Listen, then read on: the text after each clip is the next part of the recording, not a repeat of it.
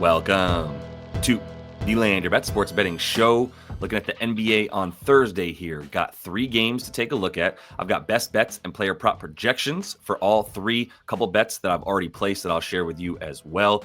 Really happy with the way Wednesday night went. We keep trudging along here. 2 more units. I'll go over the record and how we did on Wednesday. Also got a giveaway to give to you guys. So go ahead and give that video a like. Let's get right into it. Yes, sir. Another little 1.9 units up on the night on Wednesday. Feeling really good now as we are 32.6 units up on the season. And as I keep telling you guys, the goal was to make 60 units in the regular season for the NBA, upped that to 100. So now we got to get to 50 units in about the next 6 weeks or so. And I feel very confident that we are going to be able to keep on this path. We had a 5-3 night. DeAndre Hunter was a beautiful bet that came in really early before we even knew about Jalen Johnson. But that man is killing it off the bench right now and is in the running for 6th man of the year because of his efficiency and the way that he's shooting that thing right now. He looks way better than he did last year. 1, he's healthy, and 2, that ball handling for him is really, really nice. And the 3, also a lot better for him this year. So we're going to keep eyeing DeAndre Hunter. Anything around 16, 17 and a half points, I'm feeling pretty good about it. Mikal Bridges, 16 and a half points, ugly showing by the Knicks on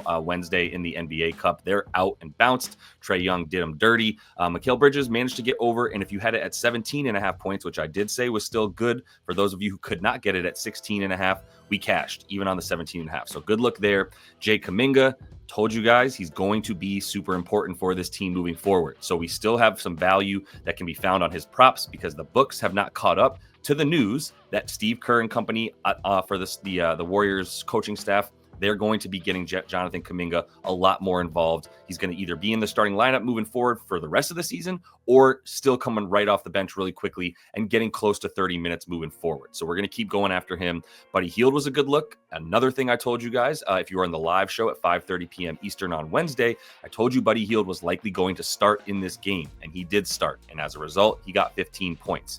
Some of you probably only got the 15 and a half points. That sucks, and I'm sorry that got to you late. But 13 and a half or 12 and a half, even 14 and a half was a cash for those of us that got to Buddy Hield in time. Gary Payton, this was one only the VIP got because we couldn't get Gary Payton news until like 20, 30 minutes before the tip.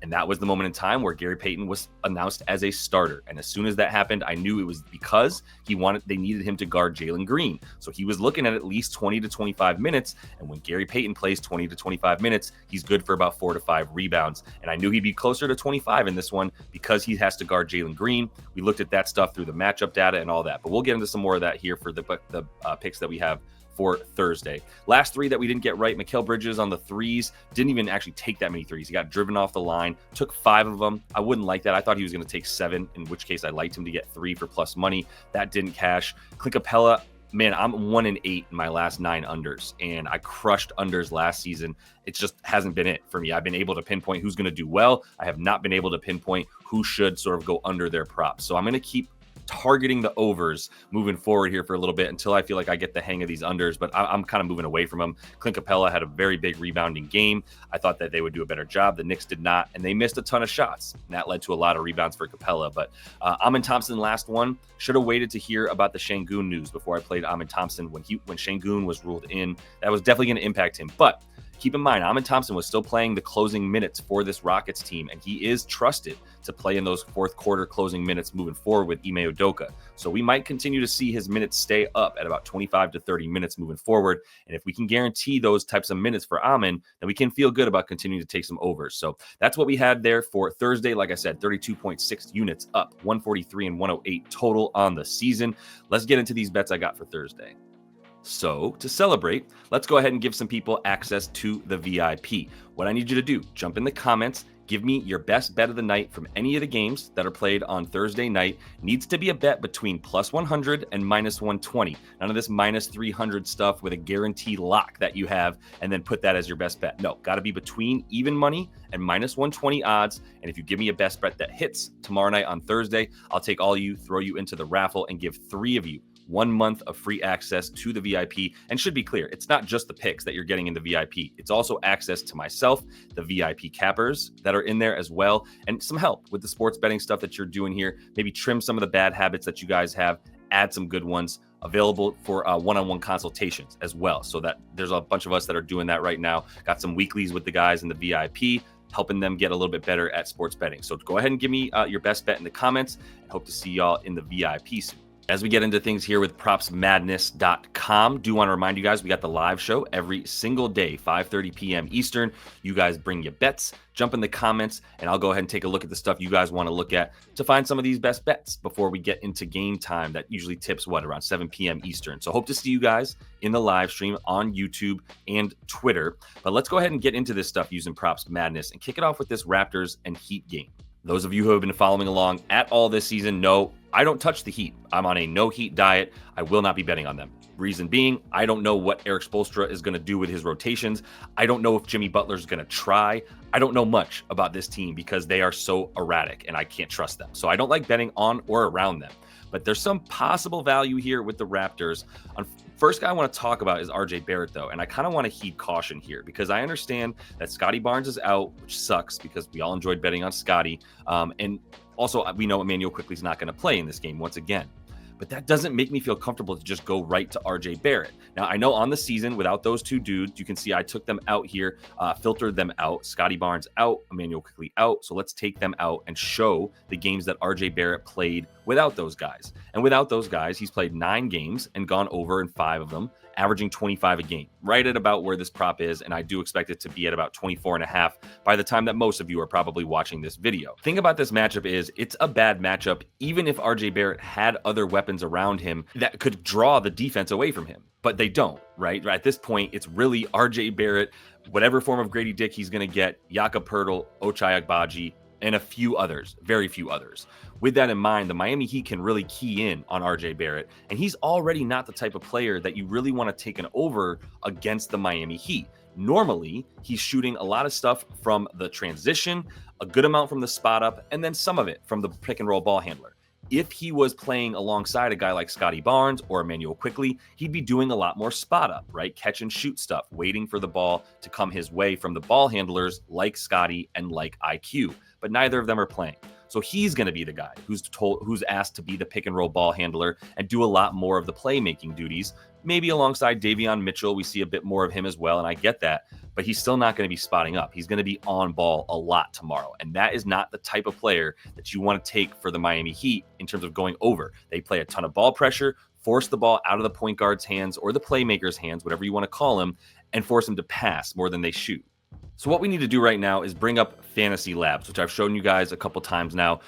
Really good for being able to show how guys play when they're on the court with certain lineups and without other guys on the court with them.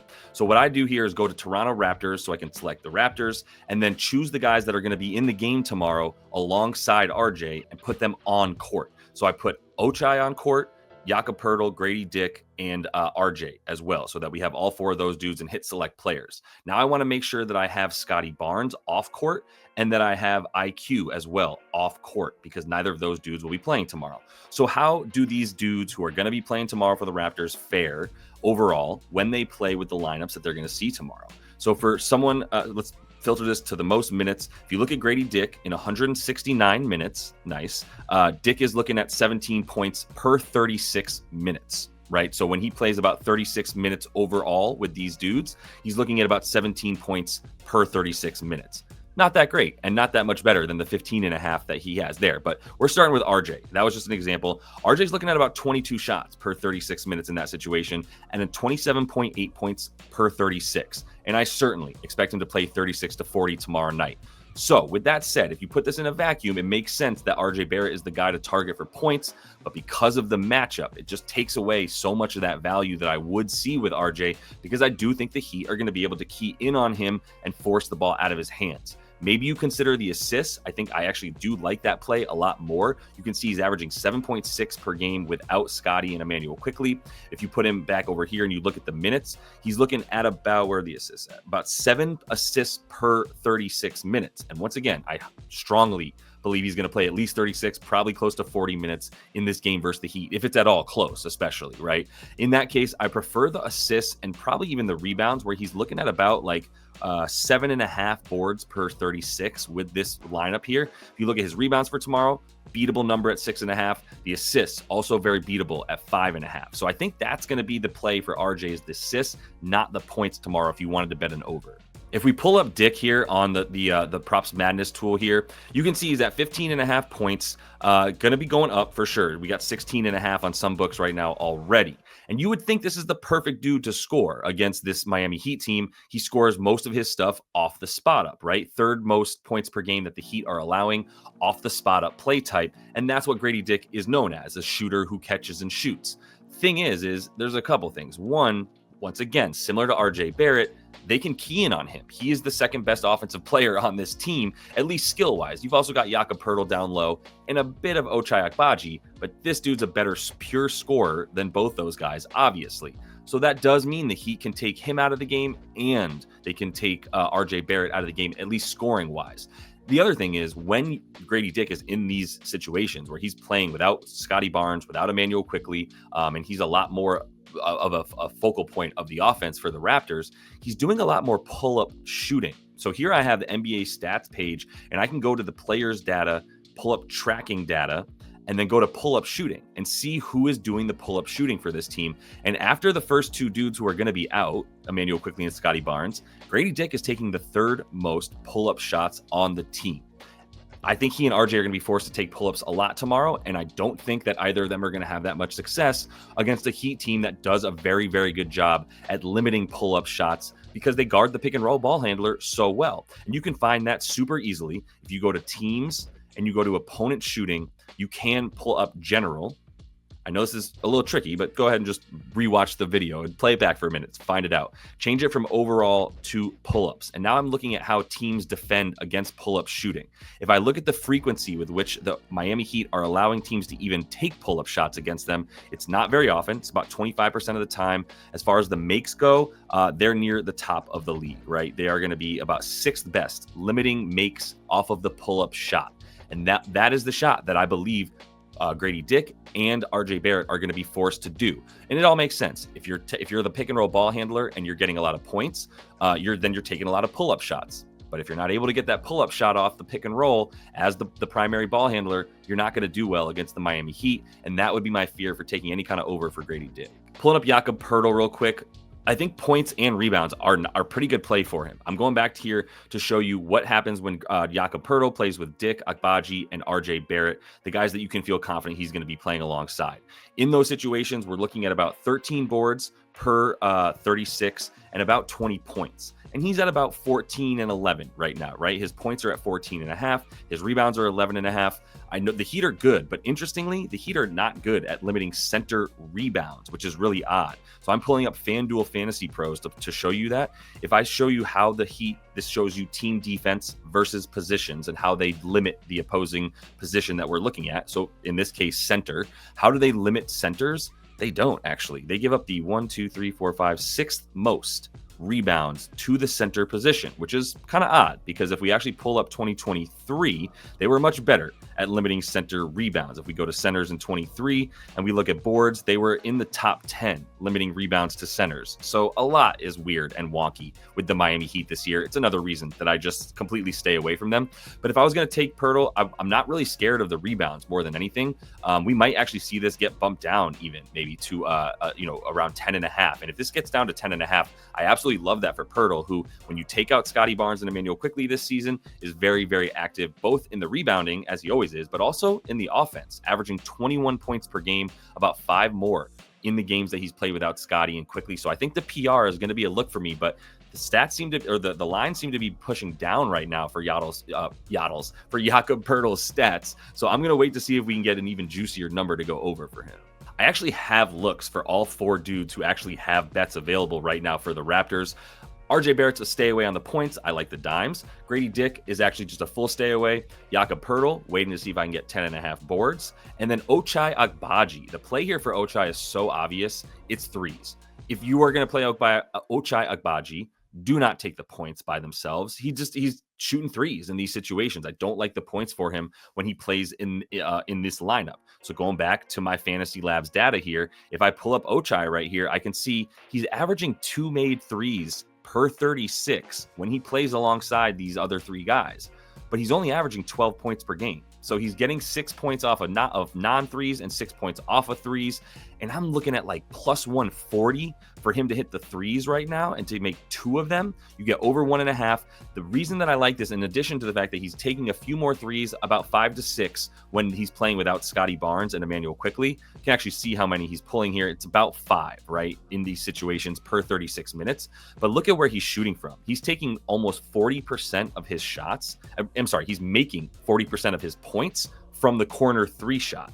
If you look at the Miami Heat, they are in the bottom 10 allowing corner threes, because once again, you can see how much ball pressure they play. When you look at the season shot chart for them on defense, they're 5th best, limiting points above the break. They're not very good once you push down into the corners, because that extra ball pressure up top forces the ball into the corners and to the shooters on the perimeter, and those are the guys who get more points. It's the spot up shooters playing closer to the baseline. Those are the guys who score against Miami, and that is Ochai's specialty. He's basically just shoved into the corner and told to wait for the spot up shot, or if he gets the spot up shot in the corner and a defender's coming out on him, then he's athletic enough to drive to the rim. But this is not a dude who's going to have the ball in his hands to play make or to go get a bucket by himself. He's going to be off the catch and shoot in the corner. That's the type of dude that you target against the Miami Heat.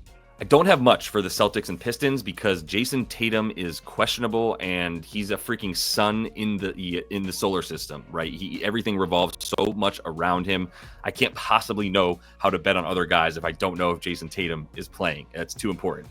So rather than mess with the Celtics right now, I will be talking about them for sure on the live show at 5:30 p.m. Eastern. So definitely tune in. As I always tell you guys, that's where we find a lot of the later value, because we have more updates on injuries and rotations and lineups, right? We get news that comes out in the morning time through the late afternoon before games start. That's when you're going to find a ton of value. That's where I found 3 winners here on Wednesday, was in that time frame. So I highly recommend jumping in the live show. But the one thing to look at here that I do like is Cade Cunningham and his RA, his rebounds plus assists, which is actively getting bet down. It's at 15.5. I think this probably ends at 16.5. So if you're looking at Cade on the rebounds and assists, this is where I'm looking. Obviously, this is honestly a lot to do with hit rate. I don't have much else for you. Hit rate and the fact that he loves playing against the Boston Celtics. If you look at him this season, over in both of them, and the rebound chances and the potential assists are there.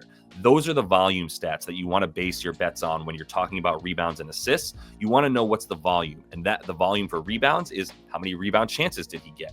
The volume for assists is how many potential assists did he get. If he's not getting a lot of potential assists and he's not getting a lot of rebound chances, how could I take him to get rebounds and assists? The same way that if a guy isn't taking field goal attempts, how could you take him to get points? He's not even taking shots. So the fact that he's looking at like 20 potential assists and 15 rebound chances per game versus the Celtics over the last 2 seasons, I know he loves killing this team.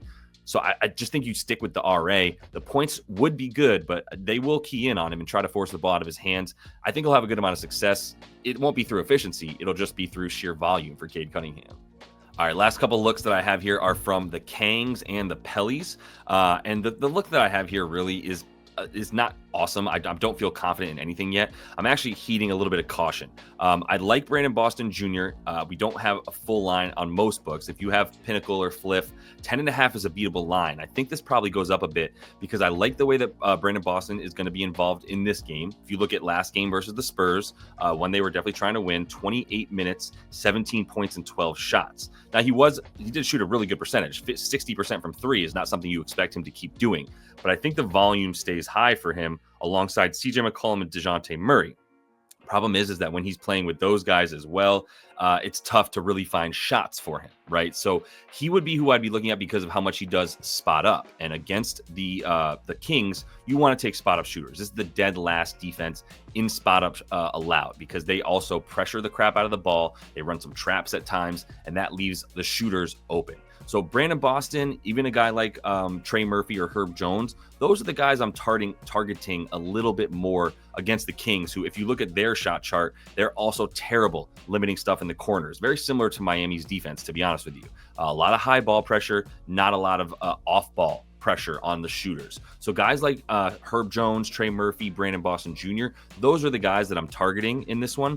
And I want to take some Eve Missy stuff because they don't have a legitimate center, and they've been playing this dude a ton. And if you look at him without Brandon Ingram, his usage is super high. The points are good. The rebounds at about 10.6. I think we're getting out of control with his boards. I don't want to take over against Domas Sabonis as his matchup. Domas is a very, very good rebounder, as we know. Interestingly, this year, the Kings are not giving up a lot of points to centers, which is the opposite of last year because Domas was a turnstile. But now they're actually not giving up that many points. They're in the top 12, 15, limiting points to centers. Go to centers here. And you can see Sacramento's actually 5th best, limiting points to the center position. And they're not that good. Limiting the rebounds is the thing. They're in the 15, 16 range. But there's a lot of teams better than them, limiting center rebounds. So it's a stay away from Eve because I don't have really enough data on each side to tell me that I should or shouldn't take him. If he plays 36 minutes, he should be seeing that, but he'll probably be close. If you look at these games, to around 30 to 34 at the most. In that situation, he'll probably close to 9, but I can't get there with Domas. So I'm out on the rebounds. I'd actually be considering the points, but I'll revisit this one on the live show at 5:30 p.m. Eastern.